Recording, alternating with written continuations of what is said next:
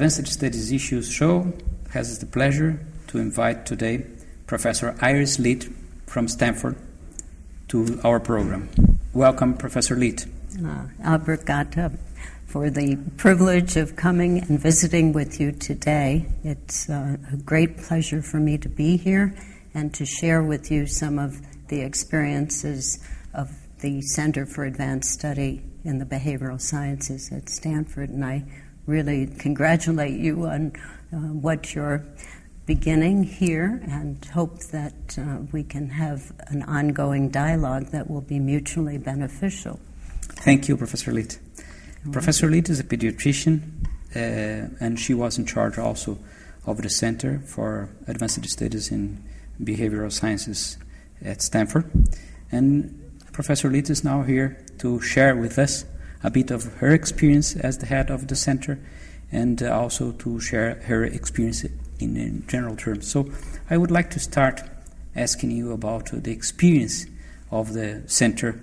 You was the head.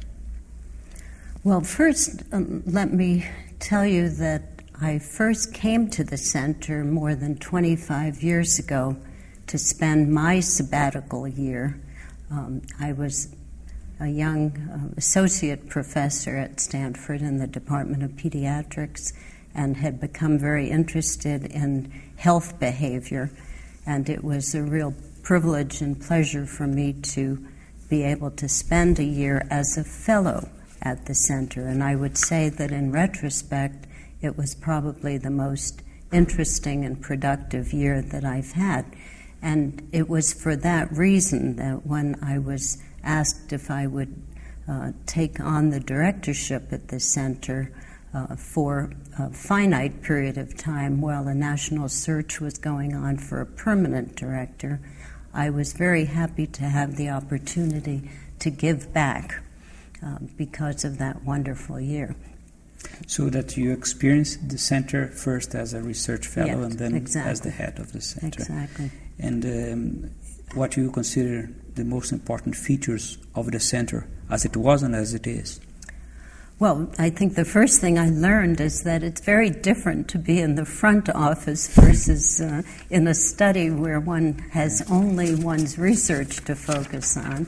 And I realized that what had looked effortless from the perspective of a fellow really took a lot of time and effort and the coordination of a large staff and the importance of being invisible yet being very supportive of the fellows and to be able to build a community of fellows because although each person comes to the center with their own research agenda, it's very clear that the context and the environment of the center plays a very important role in the degree to which they are productive and their satisfaction and enjoyment of the year. So that's, I think, the first lesson that I learned. And then your center focuses on the behavioral sciences. So what's the particularities of this specificity of this field, of this focus of the center? Yeah, well, first, although the name is the Center for Advanced Study in the Behavioral Sciences, in fact, 20% of the fellows who come to the center are from the humanities. So it actually is a much more multidisciplinary center, and the fact that I was there as a physician also suggests that there are other disciplines besides those that are narrowly defined as being in the behavioral sciences. So that there have been probably 15 different disciplines represented, and it varies from year to year as to how many of any one kind, but it really is quite a diverse group, diverse not only in disciplines but also in demographics. And that's something that we find to be an important ingredient of the center, to have a very good mix of not only gender, but of age and experience. So you balance more experience and with younger fellows? We try to do that, yes. And I know that, and you are well known to be a specialist on gender issues too. So, and you mentioned just now that you try to have some kind of balance in terms of gender. So, what could you tell us about this preoccupation with gender balance and gender equality? Well, to say that our center, which began in the early 1950s, for many years was a very male-dominated institution, and it's only in later years that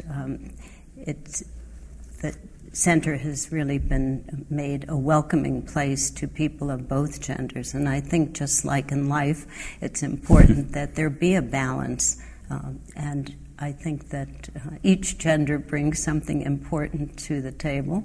And the other thing that we've done in the last few years is to be what we call family-friendly and recognize that, especially in today's environment, the scholars have much more of a priority for their families as well, and it's no longer a kind of cloistered place where you go and escape into your own little world and do your research.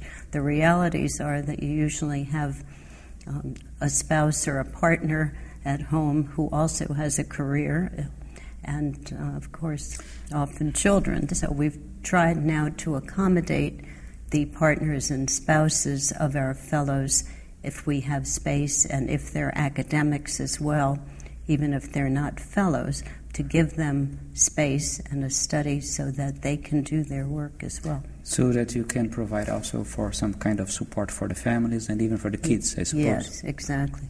Yeah, that's very important, considering that people will stay outside their own communities for a while. Yes, exactly. Yeah.